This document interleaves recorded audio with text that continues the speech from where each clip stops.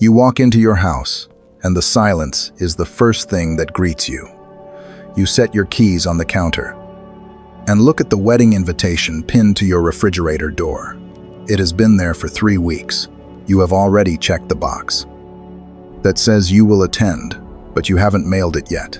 You are still staring at that empty line for a guest name, hoping that somehow, between now and next month, the +1 won't feel like a reminder of everything you lack. You check your phone one last time before bed. There are no new messages. There are no missed calls. There is just the blue light reflecting back at a face that feels a little more invisible than it did last year.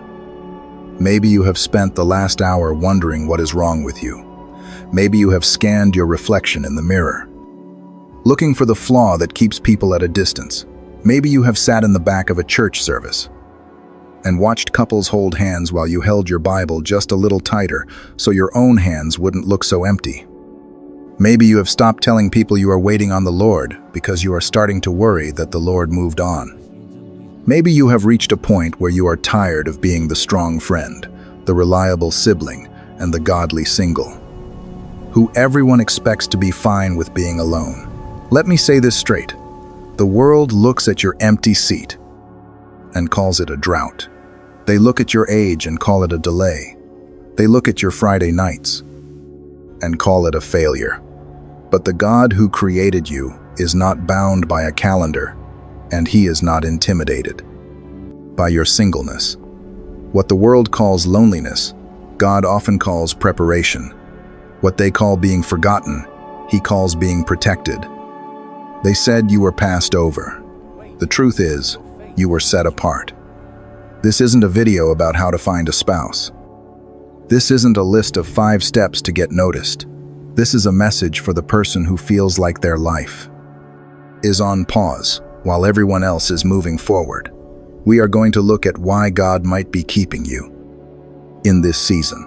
And I promise you, it is not because you are a second-class citizen in His kingdom. It is because He is doing a work in the dark that the light isn't ready to see yet. The Bible tells us in the book of 1 Kings chapter 17 about a man named Elijah. God told him to go and hide by a small brook called Cherith. There was no one there. There were no crowds, no mentors, and no companions. To anyone watching, it looked like the greatest prophet in Israel had been sidelined and forgotten. But God sent ravens to feed him in that isolation. God used that silence to tune Elijah's ears to a still, small voice. If Elijah hadn't been kept in that lonely place, he would never have had the strength. If you are watching this right now and you feel the weight of your own singleness pressing down on you, I want you to listen closely. This season has a purpose that has nothing to do with your worth and everything to do with your calling. You are not being punished. You are being processed. And by the end of this, you are going to see your alone time through a completely different lens. Number 1, the mirror shows you a person who is alone, but God sees a soul that is finally becoming anchored. Let's be honest. There is a specific kind of exhaustion that comes from being the only one in your friend group who still has to ask for a ride to the airport or show up to the dinner party alone. You have spent a lot of time trying to fix yourself so that someone will finally choose you. You have changed your hair, you have bought new clothes, and you have even tried to change the way you speak so you do not seem too desperate or too independent. You go to bed thinking that if you could just get to a certain weight or reach a certain level of career success, the right person would finally appear. You are treating a relationship like a reward for good behavior rather than a gift from a father who knows your timing better than you do. You look at your single status as a problem to be solved instead of a season to be lived. You know this feeling. You have walked through the grocery store and seen a couple arguing over which brand of cereal to buy, and a part of you was actually jealous of their conflict because at least they had someone to argue with. You go home and cook a meal that is only meant for one, and you eat it while watching a television show just so the house does not feel so Still, you have started to believe the lie that your life does not truly begin until you have a ring on, your finger, or a partner by your side. You are waiting for a human being to validate the existence that God already paid for with his own life. The Bible tells us in the book of Jeremiah, chapter 2, verse 13, that we often commit two evils. We forsake the fountain of living waters and try to build for ourselves broken cisterns that can hold no water. This is exactly what we do when we make a relationship the center of our joy. We try to drink from a human soul to satisfy a thirst that was only meant for God. Think about the woman at the well in the book of John, chapter 4. She was a woman who had spent her entire life looking for her worth in the eyes of men. She had 5 husbands, and the man she was currently living with was not her husband either. She went to the well in the heat of the noon sun at an hour when she knew no one else would be there. Because she was tired of the whispers and the judgment of the town, she was jumping from one broken cistern to another, hoping the next person would be the one to finally make her feel whole. But when she met Jesus, he did not give her a 6th husband. He did not give her a dating tip or a beauty secret. He gave her himself. He told her about living water because he knew that until her worth was anchored in the Messiah, no man on earth would ever be enough to fill that void. If God gave to you that relationship right now, while you are still looking for someone to complete you, you would turn that person into an idol. You would expect them to carry a weight of glory that no human being was ever designed to carry. God is keeping you single right now because he is jealous for your heart. He wants you to find out who you are when no one is watching and when no one is complimenting you. He is building a foundation of self-worth in you that is based on his word, not on someone else's opinion. He is teaching you that you are already chosen, already wanted, and already enough. He is not keeping you from someone. He is keeping you for himself. Number 2, your heart is undergoing a deep detox of old desires. Let me say this straight. Some of the loneliness you feel right now is actually withdrawal from a toxic cycle you have been addicted to for years.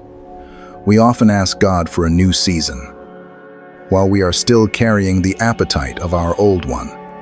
You want a godly partner, but you are still secretly attracted to the same kind of person who broke your heart the last 3 times. You are still drawn to the project. You are still looking for the person who is emotionally unavailable because you think that if you can just win them over, it will finally prove that you are worthy of love. You have spent years of your life trying to fix people who did not want to be fixed, and you called it ministry when it was actually just a lack of boundaries. You know this feeling. You sit on your couch and your phone vibrates, and for a split second, you hope it is. That one person you know is no good for you. You have their number blocked, but you still check your recently deleted folder just to see if they tried to reach out. You go on a date with someone who is kind, stable, and loves the Lord, and you find yourself thinking they are boring. You are so used to the high highs and the low lows of a chaotic relationship that peace feels like a problem to you. You have mistaken the adrenaline of anxiety for the spark of chemistry. You are still hungry for the very thing that poisoned you. Sound familiar? Maybe that is exactly where you are today. You are frustrated with God for the silence, but he is using that silence to reset your heart. He is breaking the addiction you have to being needed. He is showing you that a relationship should be a partnership, not a rescue mission where you are the only one swimming. The Bible tells us about this struggle. In the book of Numbers, chapter 11, the people of Israel had been set free from 400 years of slavery. They were walking through the desert, and God was literally dropping food from heaven to feed them every single morning. But the text says they began to complain. They said, "We remember the fish we ate in Egypt for nothing, the cucumbers, The melons, the leeks, the onions, and the garlic. They were standing in the middle of a miracle, but they were crying for the food of their captors. They missed the flavor of their bondage because it was familiar. They preferred the leeks and onions of slavery over the manna of freedom because their palates had not been changed yet. God kept them in that wilderness for 40 years. It was not because he was lost. It was because he had to get Egypt out of them before he could put them into the promised land. He knew that if he took a people with a slave mentality into a land of milk and honey, they would just find a way to become slaves again.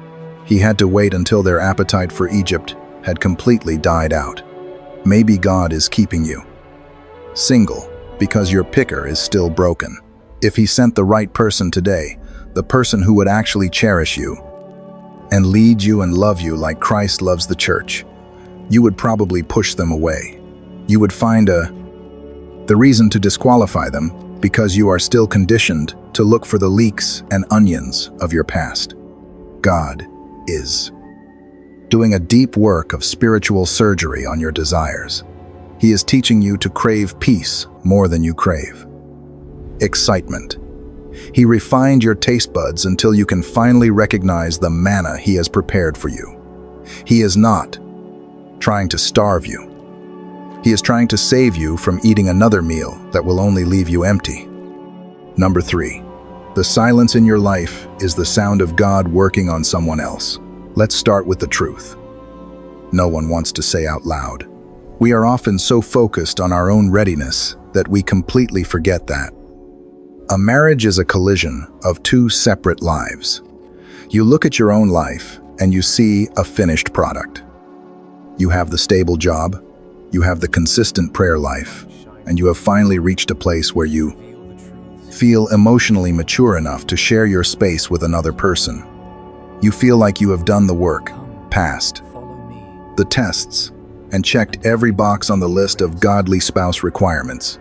You are standing on your side of the stage with your instrument perfectly tuned, and you are frustrated that the conductor has not given the signal to start the music. You feel like you are being punished for being ready too early. You know this feeling. You go to weddings and you listen to the vows, and you think to yourself that you could love someone even better than that. You see the flaws in your friends' relationships, and you know exactly how you would handle those situations with more grace and more wisdom. You have the guest room ready, the bank account saved, and the heart open. You have done your part, so you assume the delay must be a mistake or a sign of God's forgetfulness. But you are only looking at one half of the equation. You are looking at your own ready sign. But you cannot see the work in progress sign hanging over the person God has for you. Maybe that is to you today. You are asking God to bring the person into your life right now, but God knows that if that person walked through your door today, they would not be able to handle the blessing of you.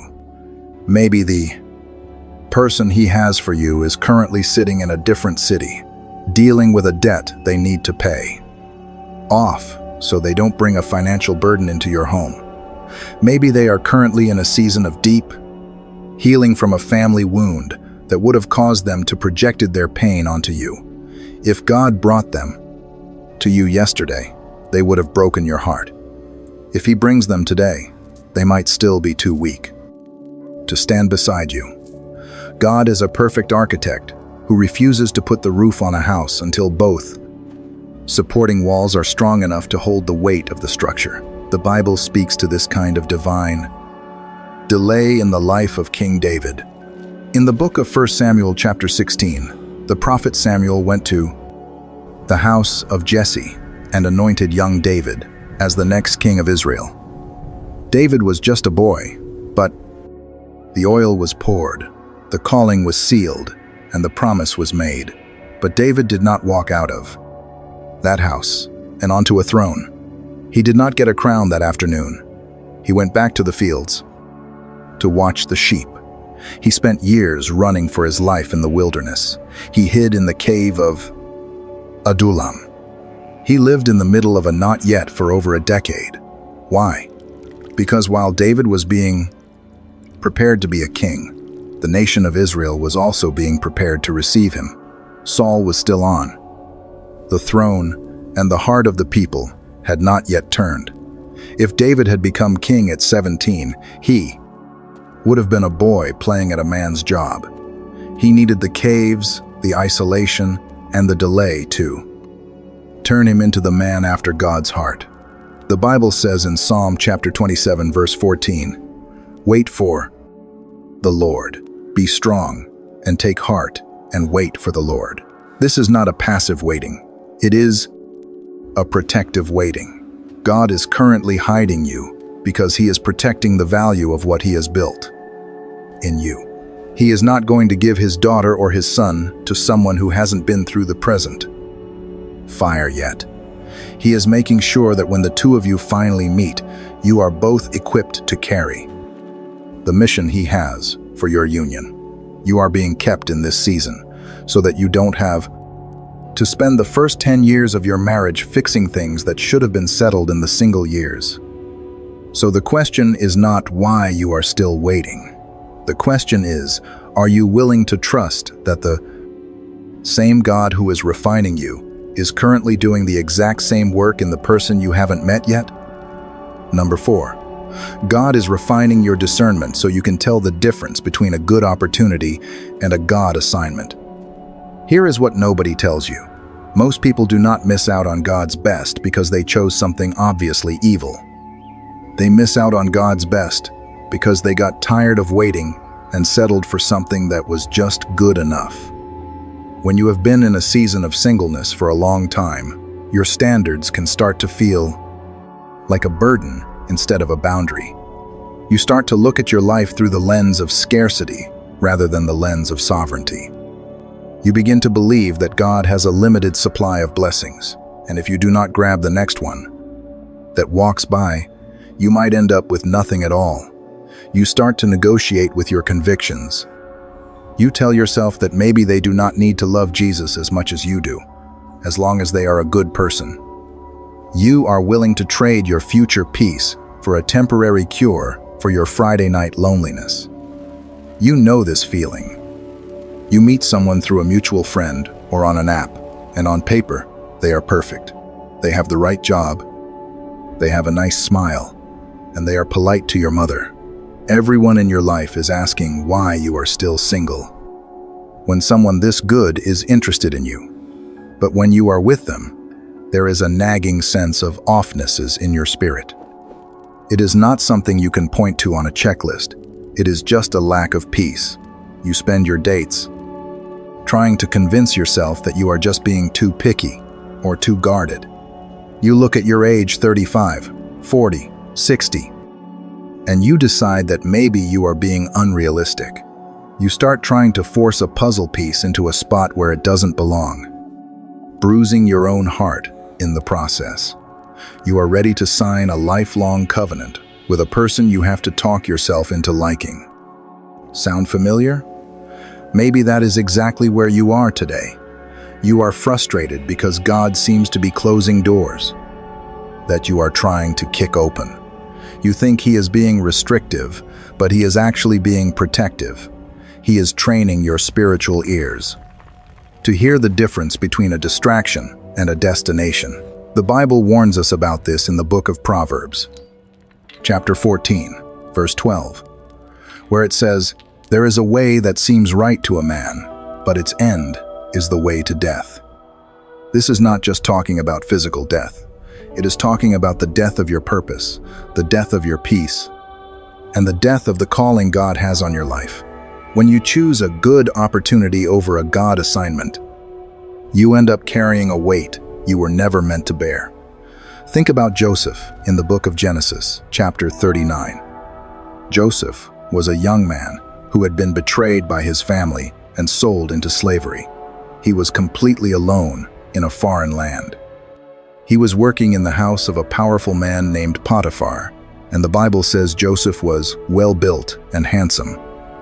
Potiphar's wife noticed him. She didn't just notice him, she pursued him. To anyone else, this would have looked like a good opportunity. Joseph was a slave. He had no power and no rights. Having the favor of the master's wife could have meant a better room, better food, and an easier life. He could have justified it by saying he was lonely, or that he was just doing what he had to do to survive. But Joseph had discernment. He knew that an opportunity that required him to compromise his relationship with God was not an opportunity at all, it was a trap. He chose a prison cell over a compromised bed. He was willing to be kept in a dungeon rather than be kept by a woman who wasn't his. He refused to settle for the shortcut because he knew that the palace God promised him was worth the wait. God is keeping you single right now because He is teaching you how to walk away from the almost. He is showing you that it is better to be alone and in His will than to be in a relationship and out of His peace. He is sharpening your spirit so that when the right person finally arrives, you won't have to talk yourself into it. You will recognize them because they will bring the peace of God with them, not the pressure of the world. He is not trying to keep you from happiness. He is trying to keep you from a mistake that will take you 10 years to recover from. Don't settle. Number 5. Your schedule is currently empty because God has a mission for you that requires your total, undivided attention. Let's be honest. We often treat our time as something to be killed until someone else finally shares it with us. You have these hours after work, where the house is quiet and the phone is silent, and you spend a lot of them just waiting for your real life to begin. You have Saturdays that aren't booked with someone else's family obligations or social preferences. Yet you view that freedom as a burden you are trying to offload as quickly as possible. You spend hours scrolling through social media, watching other people post photos of their date nights or their nursery renovations, and you feel like you are just treading water in a pool of wasted time. You have a dream in your heart. Maybe it is a business you want to start, a ministry you want to lead, or a degree you want to finish, but you have put it on the shelf because you think you need a partner's support. Before you can really start, you are treating your independence like a waiting room instead of a launching pad. You know this feeling. You look at your wide-open calendar and you don't see opportunity. You see a lack of invitation. You stay in bed longer than you should on Sunday mornings because there is no one waiting for you at the breakfast table. You avoid taking that trip or starting that project because doing it alone feels like an admission of defeat. You have fallen into a routine of just getting through the day, surviving the loneliness, and hoping that tomorrow will be the day. The phone finally rings. You have stopped being the protagonist of your own story because you are waiting for a co-star to show up. Before you start the first scene, maybe that is you. You are frustrated with the silence, but God is trying to tell you that the silence is a gift of focus that you will never have again once this season ends. The Bible speaks to this in the book of 1 Corinthians chapter 7, where the Apostle Paul talks about the unique advantage of the single life. He says that the unmarried person is anxious about the things of the Lord, how to please the Lord. But the married person is anxious about worldly things and how to please their spouse. Paul isn't saying that marriage is bad. He is saying that marriage is a division of focus. It is a beautiful division, but it is a division nonetheless. Think about a man named Nehemiah. In the book of Nehemiah, chapter 2, he was working as a cupbearer to the king.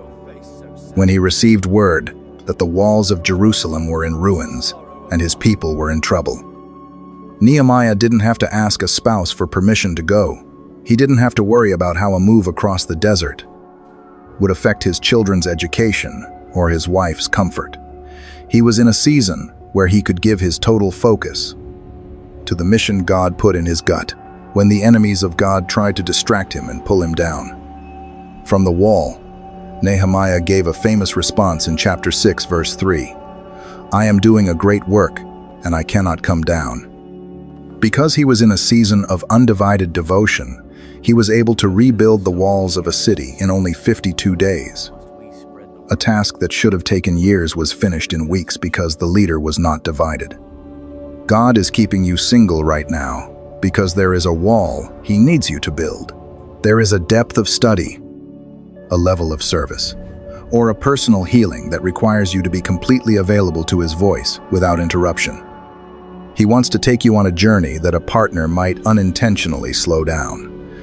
He is trying to build something in you or through you that requires the kind of late nights and early mornings that are only possible when you are alone. You are looking for a companion to occupy your time, but God is looking for a servant who is free enough to be moved at a moment's notice. The work He has for you is too important to be squeezed into the margins of a busy relationship. Let that sit for a moment.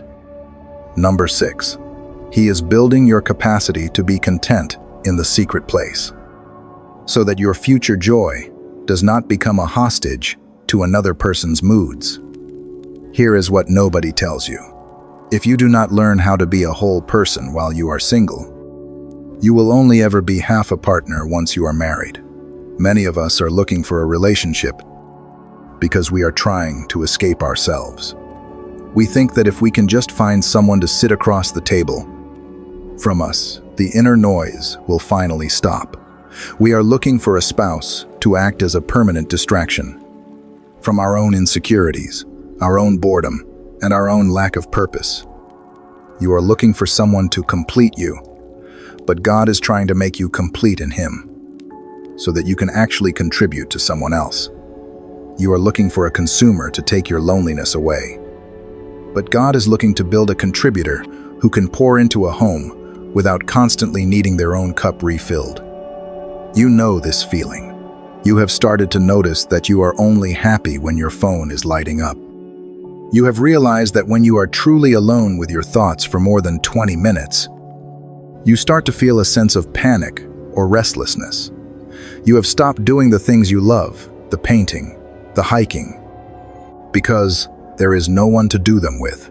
You are living in a state of suspended animation, waiting for another human being to give you permission to enjoy the life God has already given you. You have made a future, imaginary person the gatekeeper of your happiness.